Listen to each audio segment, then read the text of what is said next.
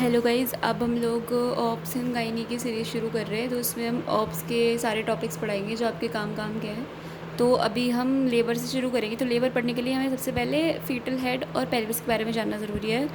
Pelvis आपकी theoretical में तो नहीं आता है ज़्यादा, लेकिन वाइवा में बहुत पूछा जाता है, तो पढ़ना बहुत इंपॉर्टेंट है। तो ठीक है, तो काम की बात करते हैं।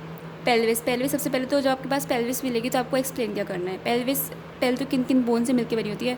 तो 4 बोन से मिलकर बनी होती है। 2 इनोमिनेट बोन होती है और एक सैक्रम होती है और एक इसके नीचे कॉक्सिस होती है। ठीक है, अब इसमें जॉइंट्स कौन कौन से होते हैं। इसमें 4 जॉइंट होते हैं। 2 सैक्रोइलियक जॉइंट हो गए आपके, एक सैक्रोकॉक्सिजियल जॉइंट हो गया और एक प्यूबिक सिम्फाइसिस वाला हो गया, सिम्फाइसिस प्यूबिस हो गया। ठीक है, तो 4 बोन्स हो गई, 4 जॉइंट्स हो गए। ये 4 बोन्स हो गई, 1 2 3 और ये कॉक्सिक्स चौथी। ठीक है, और जॉइंट्स कौन कौन से हो गए। सैक्रोइलियक, 2 सैक्रोइलियक हो गए, एक सैक्रोकॉक्सिजियल हो गया और एक ये वाला सिम्फाइसिस प्यूबिस। ठीक है, अब ये जो पेल्विस होती है आपकी, ये 2 पार्ट में डिवाइडेड होती है। एक तो ट्रू पेल्विस होती है और एक फॉल्स पेल्विस होती है। ये जो हमारी पेल्विक ब्रिम दिख रही है, जो ब्लू लाइन से दिख रही है, ये पेल्विक ब्रिम है। इसके ऊपर ऊपर का जितना भी है वो सारा फॉल्स पेल्विस है, और इसके नीचे नीचे का सारा क्या है, ट्रू पेल्विस। अब फॉल्स पेल्विस का काम क्या है। फॉल्स पेल्विस का सिर्फ इतना सा काम है कि जो ग्रेविड यूट्रस होता है वो उसको सपोर्ट प्रोवाइड करती है। ठीक है, और ट्रू पेल्विस हमारा एक्चुअल लेबर में पार्टिसिपेट करता है। ठीक है, अब सबसे पहले हम बात कर लेते हैं कि पेल्विक ब्रिम। अब आपने बोन्स बता दी, आपने पार्ट्स बता दिए और जॉइंट्स बता दिए। अब आपको एक्सप्लेन करना है ये पेल्विक ब्रिम। पेल्विक ब्रिम के क्या क्या आउटलाइंस हैं, ये पूरी एक्सप्लेन करनी है। तो पहला ये जो 1 मार्क्ड है, ये हमारा प्यूबिक सिम्फाइसिस। ठीक है, सेकंड है हमारा प्यूबिक क्रेस्ट, ये जो दिख रहा है प्यूबिक क्रेस्ट है ये। और थर्ड हमारा प्यूबिक ट्यूबरकल होता है। क्रेस्ट ये पूरी लाइन है, और फिर एक ट्यूबरकल से दिखता है, वो प्यूबिक ट्यूबरकल होता है। ठीक है, और फोर्थ है हमारी पेक्टिनियल लाइन। और 5वें पे हमारा एक उभरा उभरा पार्ट दिखता है, वो हमारा इलियो प्यूबिक एमिनेंस, इलियम और प्यूबिक के प्यूबिक उसके जंक्शन पे। ठीक है, इलियो प्यूबिक एमिनेंस हो गया। उसके बाद में इलियोपेक्टिनियल लाइन है हमारी, ये 6th पूरी की पूरी। ठीक है, और 7th है हमारा सैक्रोइलियक आर्टिकुलेशन हो गया है। और इसके बाद में 8th है हमारा ये एंटीरियर बॉर्डर ऑफ एला ऑफ सैक्रम। और 9th हमारा प्रोमोन्ट्री है। ठीक है, तो ये हमारी एक तरफ की आउटलाइन हो गई, सेम हमारी दूसरी तरफ जाएगी। तो ये हमारी पेल्विक ब्रिम की आउटलाइन हो गई। ओके, अब जो है हाँ, अब हम बात करते हैं जो हमारी फॉल्स पेल्विस है उसकी हमारी बाउंड्रीज क्या क्या होती है। फॉल्स पेल्विस में पीछे हमारी लंबर वर्टिब्रे होगी, ये सैक्रम है, इसके ऊपर वाली होगी ना। तो पोस्टीरियरली हमारी लंबर वर्टिब्रे, लेटरली हमारे इलियक दोनों फोसा हैं, और एंटीरियरली हमारी एंटीरियर एब्डोमिनल वॉल बनेगी। ठीक है, पीछे लंबर, आगे एंटीरियर एब्डोमिनल वॉल, और इधर उधर लेटरल साइड में दोनों इलियक फोसा हो गए। अब ट्रू पेल्विस की बात करते हैं। ट्रू पेल्विस से हमारा फीटल का हेड जो है वो पास होना होता है। ठीक है, तो ये किस किस से बनता है। फ्रंट में सिम्फाइसिस प्यूबिस होती है, और पीछे हमारा क्या होता है, पीछे हमारा होता है सैक्रम और कॉक्सिक्स, जो कि हमें पता ही है। ठीक है, और अब ये जो हमारा ट्रू है, ये जो हमारी ट्रू पेल्विस है, अब इसमें क्या, हम इसको 3 पार्ट में डिवाइड कर रहे हैं। एक तो हमारा ये इनलेट हो गया, एक हमारी कैविटी हो गई, और एक हमारा हो गया आउटलेट। आउटलेट भी 2 टाइप के होंगे हमारे, एक तो ऑब्स्टेट्रिक और एक एनाटॉमिकल। ठीक है, अब हम बारी बारी से इनलेट की बात करेंगे, फिर कैविटी की बात करेंगे, और फिर हमारी आउटलेट की बात करेंगे। ठीक है, तो अब हम इनलेट में, मतलब सबसे पहले अब हम ट्रू पेल्विस पे आ रहे हैं। ट्रू पेल्विस में हम पहले इनलेट की बात कर लेते हैं। ठीक है, अब आपको क्या एक्सप्लेन करना है उसका इनलेट। इनलेट में क्या है, अब सबसे पहले शेप आती है। ठीक है, शेप हमारी मतलब मोस्ट कॉमन जो होती है राउंड शेप होती है, उसको हम गाइनोकॉइड पेल्विस कहते हैं। और भी टाइप्स की होती हैं जो हम लास्ट में पढ़ेंगे, एंथ्रोपॉइड, एंड्रॉइड, प्लेटिपुलॉइड, फ्लैट। ठीक है, ये सब हम बाद में पढ़ेंगे। तो इसकी शेप हो गई। उसके बाद में जो प्लेन, जो हमने अभी आपको पेल्विक इनलेट की बाउंड्रीज बताई थी, वही इसका पूरा का पूरा प्लेन है। ठीक है, हमें जो बात करनी है इंक्लिनेशन की, जो हमारा पेल्विक इनलेट है, ये हमारा पेल्विक इनलेट है। ठीक है, जब आप उसको एनाटॉमिकल पोजीशन में होल्ड करोगे पेल्विस को, तो ये आपका पेल्विक इनलेट निकल के आएगा। तो ये हॉरिजॉन्टल से 55 डिग्री का एंगल बनाता है, इसको हम कहते हैं एंगल ऑफ इंक्लिनेशन। ठीक है, अब जो है ये एंगल ऑफ इंक्लिनेशन जो है बढ़ भी सकता है, घट भी सकता है। अब ये बढ़ेगा कब, ये बढ़ेगा जब ये लाइन ऐसे हो जाएगी। तो यानी कि ये जो हमारी लंबर थी, लंबर वर्टिब्रा थी, तो लंबर वर्टिब्रा का अगर सेक्रलाइजेशन हो जाएगा ऊपर, समझ रहे हो, तो अगर लंबर वर्टिब्रा का सेक्रलाइजेशन हो गया तो हमारा एंगल ऑफ इंक्लिनेशन बढ़ जाएगा। और अगर हमारे सैक्रम की अगर किसी वर्टिब्रा का लंबराइजेशन हो गया तो ये एंगल ऑफ इंक्लिनेशन घट जाएगा। ठीक है, आगे बात समझ में। अब जो एंगल ऑफ इंक्लिनेशन अगर बढ़ जाता है तो उसका उसके बहुत से सिग्निफिकेंस होते हैं, ऑब्सेक्टरी सिग्निफिकेंस होते हैं। एक तो जो है इंगेजमेंट में देरी हो जाएगी, डिलेड इंगेजमेंट होगा, क्योंकि जो यूट्रस की एक्सिस है वो हमारी पेल्विस की एक्सिस से कोइंसाइड नहीं कर रही है। तो हमारा इंगेजमेंट डिले हो जाएगा।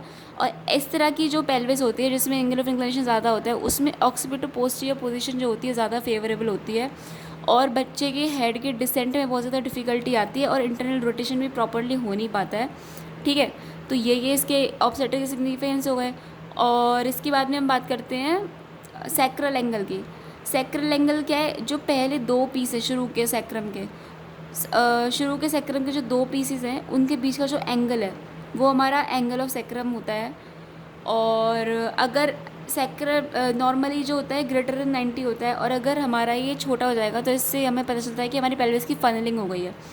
अब आप जब इतना सब एक्सप्लेन कर लोगे तो आपको बतानी है एक तो पेल्विक इनलेट की एक्सिस क्या रहेगी और उसके डायमीटर्स क्या रहेंगे। ठीक है, अब पेल्विस की इनलेट की एक्सिस क्या रहती है, वो हमारी डाउनवर्ड और बैकवर्ड रहती है। पूरी पेल्विस में एक्सिस जो होती है वो डाउनवर्ड ही चलेगी, लेकिन इनलेट पे डाउनवर्ड और बैकवर्ड रहती है। जैसे कि मैं आपको दिखाऊंगा इसका डायग्राम। ये हमारी पेल्विस एक्सिस है, ये पूरी की पूरी। ठीक है, इनलेट पे जब ये है तो ये हमारी डाउनवर्ड एंड बैकवर्ड है। ओके, ये हो गया, इसकी एक्सिस हो गई। अब हमारे पेल्विक इनलेट पे क्या क्या डायमीटर्स होते हैं वो देख लेते हैं। अब इसमें ना डायमीटर्स आते हैं, एक तो एंटेरो पोस्टीरियर जो हम आगे से पीछे की तरफ मेजर करते हैं, ये हमारा एंटीरियर हो गया, हमारा पोस्टीरियर हो गया, एंटेरो पोस्टीरियर डायमीटर्स होते हैं एक तो, और एक आपके डायगनल वाले होते हैं और एक ट्रांसवर्स होता है। ठीक है, अब हमारे एंटेरो पोस्टीरियर में क्या क्या आता है, एंटेरो पोस्टीरियर हमारे तीन आते हैं, ट्रू कॉन्जुगेट और एनाटोमिकल कॉन्जुगेट और एक होता है ऑब्स्टेट्रिक कॉन्जुगेट। ठीक है, अब देखो ट्रू कॉन्जुगेट क्या होता है, ट्रू कॉन्जुगेट और जो ट्रू कॉन्जुगेट होता है और एनाटोमिकल कॉन्जुगेट होता है और एक ऑब्स्टेट्रिक कॉन्जुगेट होता है। अब जो हमारा ट्रू कॉन्जुगेट और ऑब्स्टेट्रिक है, ये जो हमारा ट्रू कॉन्जुगेट और ऑब्स्टेट्रिक कॉन्जुगेट है उसको हम कभी भी क्लिनिकली ऐसे मेजर कर नहीं सकते, तो हम जो है ये टू फिंगर्स की हेल्प से हम लोग डायगनल कॉन्जुगेट कैलकुलेट करते हैं और डायगनल कॉन्जुगेट में से हम लोग कुछ वैल्यूज़ माइनस करते हैं जिससे हमारा ट्रू कॉन्जुगेट और ऑब्स्टेट्रिक कॉन्जुगेट हमें पता चल जाता है। जैसे कि इसमें भी करके दिखाया है, ये हमने दो फिंगर्स ऐसे ली और हम इस फिंगर की टिप से जो है हम लोग सैक्रम पोमेंट्री को छूने की कोशिश कर रहे हैं। लेकिन अगर नॉर्मल पेल्विस है तो उसमें हम लोग ऐसे इसको टच नहीं कर सकते। अगर हम इसको टच कर पा रहे हैं तो यानी कि हमारा जो कॉन्ट्रैक्टेड पेल्विस है हमारी, ठीक है, ये हमें पता चल जाता है। तो इसकी वैल्यूज़ क्या क्या होती है और इसको कहाँ से कहाँ तक मेजर करते हैं ये हम देखेंगे। जो हमारा ट्रू कॉन्जुगेट होता है ना, ये ट्रू कॉन्जुगेट ये हमारी प्यूपिक सिम्फाइसिस है, प्यूपिक सिम्फाइसिस का अपर बॉर्डर है ये और ये लोअर बॉर्डर है। ठीक है, और ये हमारा सैक्रल प्रोमोन्ट्री है। जो ट्रू कॉन्जुगेट है वो हमारा अपर बॉर्डर ऑफ प्यूपिक सिम्फाइसिस से सैक्रल प्रोमोन्ट्री तक जाता है, और जो हमारा डायगनल कॉन्जुगेट है वो हमारा lower border of pubic symphysis से लेके सैक्रल प्रोमोन्ट्री तक जाता है। ठीक है, mid point of sacral promontory. और हमारा जो ऑब्स्टेट्रिक कॉन्जुगेट है ये हमारा mid point of pubic symphysis से वही सेम हमारा mid line of the promontory. ठीक, अब इसकी वैल्यूज़ क्या क्या होती हैं। डायगनल कॉन्जुगेट की वैल्यू याद रख लो सबसे पहले तो 12 सेंटीमीटर। ठीक है, अब अगर मैं डायगनल कॉन्जुगेट में से 1 सेंटीमीटर घटा दूँ तो मेरा आ जाएगा ट्रू कॉन्जुगेट 11 सेंटीमीटर का, और अगर मैं इसी में से अगर 2 घटा दूँ तो या फिर 1.5 घटा दूँ तो ऑब्स्टेट्रिक कॉन्जुगेट की वैल्यू निकल के आती है 10 से 10.5 सेंटीमीटर। ठीक है, तो हमारी क्या तीन चीज़ें हो गई एंटेरो पोस्टीरियर डायमीटर में, ट्रू कॉन्जुगेट, ऑब्स्टेट्रिक कॉन्जुगेट और डायगनल कॉन्जुगेट, ये तीन आपको याद रखने हैं।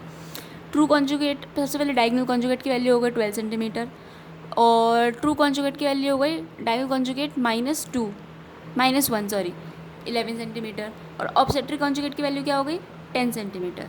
ठीक है, ये हो गया। अब जो है हमारा आता है ट्रांसवर्स डायमीटर। ट्रांसवर्स डायमीटर ये है हमारा, ठीक है, जो फारदेस्ट पॉइंट है हमारे पेल्विक इनलेट पे हम उसको कैलकुलेट करते हैं और ये निकल के आता है हमारा 13 सेंटीमीटर। पेल्विक ब्रिम पे हमने फारदेस्ट पॉइंट से लाइन खींची तो उसकी लेंथ आई 13 सेंटीमीटर निकल के। ठीक है, और ये जो लाइन है अब इसको डिवाइड कर रही है दो में, एक तो एंटीरियर पार्ट और एक पोस्टीरियर पार्ट, पोस्टीरियर सेगमेंट और एक ये पोस्टीरियर सेगमेंट और एक एंटीरियर सेगमेंट। ठीक है, अब जो है जो हमारा हेड आता है बेबी का वो जिस डायमीटर को क्रॉस करता है उसको हम कहते हैं ऑब्स्टेट्रिकल ट्रांसवर्स या फिर अवेलेबल ट्रांसवर्स डायमीटर। ठीक है, अब ये डायमीटर कौन सा होता है, ये जो एंटीरो पोस्टीरियर डायमीटर है ना हमारा, इसको वो वाला ये दिख रहा है, ये है हमारी ये जो ब्लैक लाइन है ये हमारी ऑब्स्टेट्रिक ट्रांसवर्स है, ये हमारी एंटीरो पोस्टीरियर को ठीक बीचों बीच काट रही है। तो ये जो ऑब्स्टेट्रिकल ट्रांसवर्स है ये हमारा ऑब्वियसली इससे छोटा है, तो हमारा anatomical transverse diameter is smaller than the anatomical transverse diameter is greater than the obstetric transverse diameter, ठीक है, ये हो गया। अब हमारे एक तो एंटर पोस्टीरियर हो गया, ट्रांसवर्स वाले हो गए। अब ओब्लिक की बात करते हैं। ओब्लिक डायमीटर कैसे बनता है? एक सैक्रोइलियक जॉइंट से हमने अपोजिट साइड के इलियोक्यूबिक एमिनेंस तक एक लाइन ड्रॉ करी, इलियोक्यूबिक एमिनेंस तक, याद रखना। तो अगर मैं लेफ्ट सैक्रोइलियक जॉइंट से अगर लाइन ड्रॉ शुरू करती हूँ तो ये लेफ्ट ऑब्लिक हो गया, अगर राइट से शुरू करती हूँ तो राइट ऑब्लिक हो गया, और दोनों की लेंथ होती है 12 सेंटीमीटर, ठीक है, ये हो गया। इसके अलावा ये जो हमारे एंटेरो पोस्टीरियर हुआ, ट्रांसवर्स हुआ और ओब्लिक हुआ, इसके अलावा हमारा एक एक्स्ट्रा डायमीटर होता है, ये जो इसको कहते हैं हम सैक्रोकोटाइलर डायमीटर। ये सैक्रोकोटाइलर डायमीटर जो ब्लू लाइन दिख रही है, ये है। ये कहाँ से कहाँ तक होता है? ये सैक्रल प्रोमोटरी की मिड लाइन, वही सैक्रल प्रोमोटरी के मिड लाइन से शुरू हुआ और इलियोप्यूबिक एमिनेंस तक शुरू हुआ। इसका सिग्निफिकेंस क्या है? जब हमारा बेबी आता है तो जो बाईपैराइटल डायमीटर होता है हेड का, अगर पेल्विस फ्लैट है तो उस बेबी का बाईपैराइटल डायमीटर हमारा इस वाले डायमीटर से करस्पॉन्ड करता है, और इसकी लेंथ होती है 9.5 सेंटीमीटर, ठीक है। ये हमारा हो गया पेल्विक इनलेट की बात। अब हम कैविटी की बात करेंगे। कैविटी की बाउंड्रीज सबसे पहले क्या क्या होती है? अबव और लोअर, ठीक है। अबव तो इनलेट है, इनलेट के बाद ही हमारी कैविटी स्टार्ट हो गई है, ठीक है। अबव इनलेट हो गया। नीचे जो होता है कैविटी के, वो होता है पेल्विक लीस्ट पेल्विक डायमेंशंस का प्लेन, ठीक है, जहाँ पे सबसे कम डायमीटर, सबसे छोटे छोटे डायमीटर्स होते हैं वो, ठीक है। अब जैसे कि डायग्राम में दिख रहा है, कैविटी में सब कुछ 12-12-12 है, एंटेरो पोस्टीरियर भी 12, ओब्लिक भी 12, ट्रांसवर्स भी 12, ठीक है। तो ये जो प्लेन है हमारा ना कैविटी वाला, ये हमारा ग्रेटेस्ट पेल्विक डायमेंशंस का प्लेन होता है। बहुत रूमी होता है और इसमें आराम से मतलब बेबी का डिसेंट होता है। अब इसका प्लेन कहाँ से कहाँ तक होता है हमारा?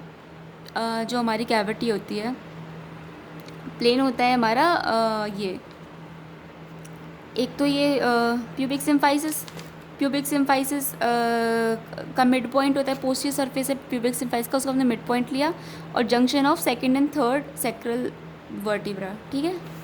ये हमारा प्लेन होता है इसका। और ये देखो, ये लिखा भी हुआ है, सॉरी मैंने इधर कर दिया कैमरा। ये हमारे प्यूबिक सिम्फाइसिस का पोस्टीरियर प्लेन का मैंने मिड पॉइंट लिया, और फिर एक लाइन ड्रॉ की सेकंड और थर्ड सैक्रल वर्टिब्रा के जंक्शन पे।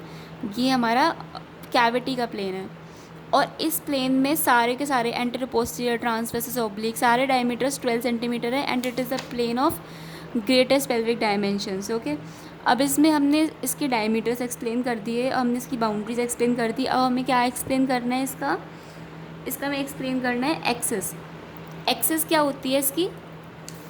जो कैविटी होती है इसके अंदर जो एक्सिस की डायरेक्शन होती है वो ऑलमोस्ट डाउनवर्ड्स होती है, सीधे वर्टिकली डाउनवर्ड्स ऑलमोस्ट, ठीक है। ये दिख रहा है, ये हो गया, ठीक है, ये हो गया।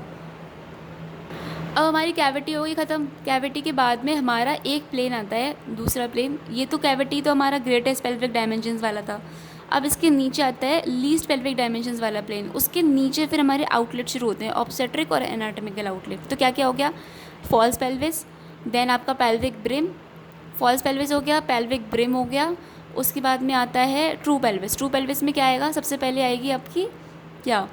कैविटी, सॉरी इनलेट आएगा। इनलेट के बाद में आएगा आपका कैविटी। कैविटी के बाद में आएगा plane of least pelvic dimensions. उसके बाद में आएगा आपका आउटलेट में पहले ऑब्स्टेट्रिकल, उसके बाद एनाटॉमिकल आउटलेट, ठीक है। अब जो pelvic of least pelvic dimensions है उसमें क्या है, उसकी कुछ सिग्निफिकेंस है। एक तो ये पेल्विस का सबसे ज़्यादा छोटा, सबसे ज़्यादा नैरोएस्ट प्लेन होता है, और इसमें जो है लिवेटर एनाई मसल का जो होता है ऑरिजिन होता है, लिखा हुआ है narrowest plane of the pelvis and origin of the levator ani muscles. और इसी वाले प्लेन में बेबी के हेड का इंटरनल रोटेशन होता है, और यहाँ से आपका फॉरवर्ड करवाना शुरू होता है। ये रहा आपका plane of least pelvic dimension, और इसके बाद में आपको दिख रहा होगा ये फॉरवर्ड करवाना शुरू हो रहा है पेल्विस का। उसके बाद में यहाँ पे ही हम पुडेंटल नर्व ब्लॉक भी देते हैं, और यहीं पे इशियल स्पाइंस होती हैं। इशियल स्पाइंस होती हैं तो वहाँ पे स्टेशन 0 डिनोट करता है। इशियल स्पाइन पे अगर हेड एनगेज हो गया है तो स्टेशन 0 ही डिनोट करेगा ना, ठीक है। अगर वहाँ पे आ गए तो हेड को इंगेज बोलते हैं। और अगर यहाँ इसी प्लेन में सबसे ज़्यादा डीप ट्रांसवर्स अरेस्ट होता है, सबसे ज़्यादा डीप ट्रांसवर्स अरेस्ट जो DTO होता है उसके सबसे ज़्यादा चांसेस इसी लीस्ट लीस्ट पेल्विक डायमेंशन वाले प्लेन में होते हैं। इसकी ये सिग्निफिकेंस हो गए। अब बात कर लेते हैं हम आउटलेट्स की। सबसे पहले आता है हमारा ऑब्स्टेट्रिक आउटलेट। ऑब्स्टेट्रिक आउटलेट की अबव एंड लोअर बाउंड्रीज क्या हो गई? अबव है हमारा लीस्ट पेल्विक डायमेंशन वाला प्लेन और लोअर में है हमारा एनाटॉमिकल आउटलेट। ठीक है, ये हो गया। अब आउटलेट की बाउंड्रीज एंटीरियर, पोस्टीरियर और लेटरल क्या होती हैं वो देख लेते हैं। एंटीरियरली क्या है ना, ये देखो एंटीरियरली हमारा इसमें दिख रहा है, ये हमारा डेफिशिएंट है। ओके, डेफिशिएंट है हमारा ये एंटीरियरली, क्योंकि प्यूबिक आर्क बन रही है और ये वाली एंटीरियर वॉल हमारी डेफिशिएंट है। लेटरल वॉल हमारी उससे बनती है, ये हमारी इशियल बोन से बनती है। और पोस्टीरियर वॉल हमारी बनती है ये छोटा सा जो कॉक्सिक्स है उससे, होल कॉक्सिक्स पूरा लेता है। ये हमारी बाउंड्रीज हो गई ऑब्स्टेट्रिक कॉन्जुगेट की, above, lower and anterior, posterior and lateral. ठीक है, इसकी शेप जो होती है एंटीरियर पोस्टीरियरली ओवल होती है। ठीक है, इसको नीचे से अगर मैं देखूँ ये दिख रहा है, ये एंटीरियर पोस्टीरियरली ओवल शेप है इसकी। ठीक है, अब ये जो प्लेन इसमें वही है, नैरोवेस्ट, सॉरी मैं कह रही हूँ लीस्ट पेल्विक डायमेंशंस का प्लेन होता है इसमें। ठीक है, ये हो गया। अभी जो प्लेन है वो एक्सटेंड कहाँ से कहाँ तक कर रहा है? सिम्फाइसिस प्यूबिक से लेके इशियल स्पाइन की टिप और पीछे हमारा फिफ्थ सैक्रल वर्टिब्रा। ये लीस्ट पेल्विक डायमेंशन का वाला प्लेन है, कहाँ से कहाँ तक एक्सटेंड करता है। ठीक है, अब इसमें डायमीटर्स क्या क्या होते हैं? एक तो इसमें होता है ट्रांसवर्स डायमीटर और एक होता है इसमें बाई स्पाइनस। ट्रांसवर्स डायमीटर को ही हम लोग बाई स्पाइनस डायमीटर कह रहे हैं, क्योंकि ये इशियल स्पाइन से दोनों को लेके जो जोड़ रहे हैं लाइन, वो हमारा ट्रांसवर्स डायमीटर बनाती है। वो हमारा 11 सेंटीमीटर का होता है। और एक होता है हमारा एंटेरो पोस्टीरियर डायमीटर। ये inferior border of pubic symphysis से शुरू हुआ है और ये टिप ऑफ सैक्रम तक गया है, और ये हमारा होता है कितना? 11 सेंटीमीटर। सॉरी गलत हो गया ये, सॉरी गाइस, ये ऑब्स्टेट्रिक आउटलेट के डायमीटर्स में थोड़ी सी गड़बड़ हो गई। ये जो डायग्राम है ये I confuse it with anatomical outlet. Okay, so values are wrong and this diagram is for anatomical outlet, but बाकी सारी बातें ठीक थी। ऑब्स्टेट्रिक आउटलेट आपका एंटेरो पोस्टीरियरली ओवल शेप का होता है, और बाकी सारी बातें जो मैंने बताई, बस इसके डायमीटर्स में थोड़ी गड़बड़ हो गई। इसके डायमीटर्स 3 है, एक तो ट्रांसवर्स डायमीटर है, आपका, एक हमारा एंटेरो पोस्टीरियर है, और एक है हमारा पोस्टीरियर सजाइटल। ट्रांसवर्स डायमीटर क्या है? इशियल स्पाइन, दो इशियल स्पाइन के बीच में जो लाइन खींची हमने वो हमारा ट्रांसवर्स डायमीटर है। उसकी लेंथ होती है 10.5 centimetres. Okay, not 11 centimetres, it is 10.5 centimetres. और जो एंटेरो पोस्टीरियर डायमीटर है वो हमारा प्यूबिक सिम्फाइस के इंफीरियर बॉर्डर से शुरू होगा और सैक्रम के टिप तक जाएगा, और उसकी जो लेंथ है हमारी 11 सेंटीमीटर्स। और पोस्टीरियर सजाइटल क्या है? पोस्टीरियर सजाइटल कुछ नहीं है, जो हमारा ये जो हमने एंटेरो पोस्टीरियर डायमीटर खींचा था ना, तो उसमें उसको जब हम क्रॉस कर देंगे बाई स्पाइनस डायमीटर से, मतलब कि distance between the tip of sacrum की टिप से लेकर के आपका mid point of by spinous diameter. ठीक है, जैसे अगर मान लो यहाँ पे अगर मैं देख लूँ, अगर मैं इमेजिन कर लूँ यहाँ पे कहीं पे स्पाइनस प्रोसेस होंगी, ठीक है, और यहाँ पे प्रोमोटरी होगी, तो ये जो बाई स्पाइनस डायमीटर मैंने खींचा है यहाँ पे, और पीछे से मैं ये लेकर आई mid point of the sacral promontory से एक लाइन, तो यहाँ जो इतनी जो लेंथ होगी जो इसको बाइसेक्ट कर रही होगी बाई स्पाइनस को, वो होगी हमारी पोस्टीरियर सजाइटल डायमीटर। ठीक है, ये होता है, और इसकी लेंथ होती है 5 सेंटीमीटर। तो इसमें ट्रांसवर्स की लेंथ हो गई 10.5 और एंटेरो पोस्टीरियर की हो गई 11 सेंटीमीटर्स एंड पोस्टीरियर सजाइटल की 5 सेंटीमीटर्स। ठीक है, अब इसकी एक्सिस क्या होती है? इसकी एक्सिस भी ऑलमोस्ट वर्टिकली होती है।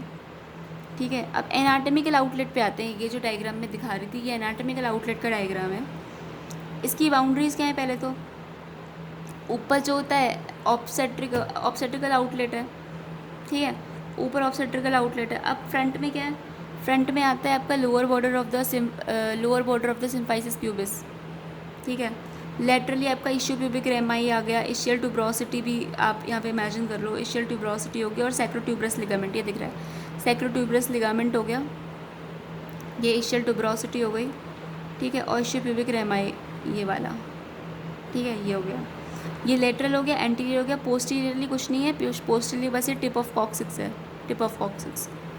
ठीक है, तो इसमें 2 ट्रायंगुलर प्लेन बनते हैं, एक आगे वाला और एक पीछे वाला, और इसका बेस जो है कॉमन है, जो इशियल ट्यूब्रोसिटी को जोड़ के जो एक लाइन बनेगी वो इसका बेस है। ठीक है, जो एंटीरियर वाला ट्राइंगल है उसका इंफीरियर बॉर्डर प्यूबिक आर्च बनाएगा, और पोस्टीरियर ट्राइंगल है उसका टिप बनाएगा हमारा टिप ऑफ कॉक्सिक्स। तो इसका प्लेन जो इसका जो शेप हुआ पूरा का पूरा एक डायमंड शेप बना है, ऐसे डायमंड शेप, ठीक है। और ये जो प्लेन होगा इस वाले एनाटॉमिकल आउटलेट का, जो लाइन प्यूबिक सिम्फाइसिस के लोअर बॉर्डर से लेकर टिप ऑफ कॉक्सिक्स तक खींच जाएगी वो हमारा प्लेन बनाएगी, ठीक है। ये हो गया, ये दिख रहा है, ये है हमारा एनाटॉमिकल आउटलेट, डन। अब इसमें डायमीटर्स देख लेते हैं। डायमीटर्स अब ये जो डायग्राम में दिखाई थी वो है इसकी डायमीटर्स। एंटेरो पोस्टीरियर डायमीटर ये है, ये 13 सेंटीमीटर का है, और ट्रांसवर्स डायमीटर इसमें 11 सेंटीमीटर का है, ठीक है। ये हो गया। और इसमें पोस्टीरियर सजाइडल डायमीटर की वैल्यू होती है 8.5 सेंटीमीटर्स, 8.5 सेंटीमीटर्स दिस वन। अब हमारी पेल्विस में क्या क्या चीज़ें बच गई? एक तो बच गई हमारे सब pubic angle. Normal female pubis में जो सब प्यूबिक एंगल होता है हमारा 85 डिग्री का होता है,